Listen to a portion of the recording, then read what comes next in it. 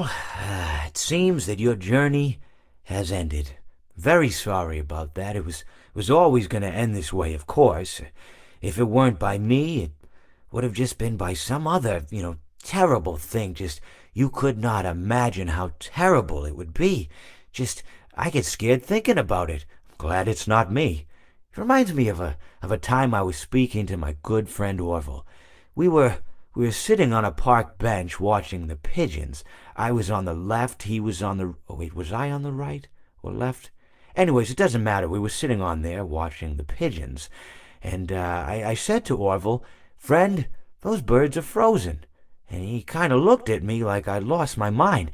But I reminded him that it was winter, and often birds will sit in a tree until they freeze, and then they sort of fall to the ground until the sun warms up and they can move around again. So I said to Orville, "You might as well save those breadcrumbs until the birds thaw, because they can't very well enjoy them in the condition they're in." To which he asked what I meant, and asking what condition the crumbs should be in before he threw them to the birds, assuming that I meant the birds couldn't enjoy the breadcrumbs in the condition that the crumbs were in, when in fact I had meant the birds could not enjoy them in the condition that the birds were in, considering that the birds were frozen. So he took a moment and then threw his last handful onto the ground. I said to him, "Orville, why did you throw the breadcrumbs to the birds when I just told you they're frozen?" To which he responded, "The breadcrumbs are not frozen." Again, misunderstanding my words.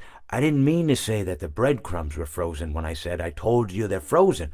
I'd been referring to the birds. In hindsight, what I should have said was, and this would make perfect sense, "Why did you throw the breadcrumbs to the birds when the birds are frozen?" He misunderstood upon my correction, stating that he didn't know what else to do with the breadcrumbs, and that perhaps, when the birds thawed, they'd still be able to eat the crumbs. So I said to Orville, and this is what I said to him, I said, "Orville, the birds may be dead,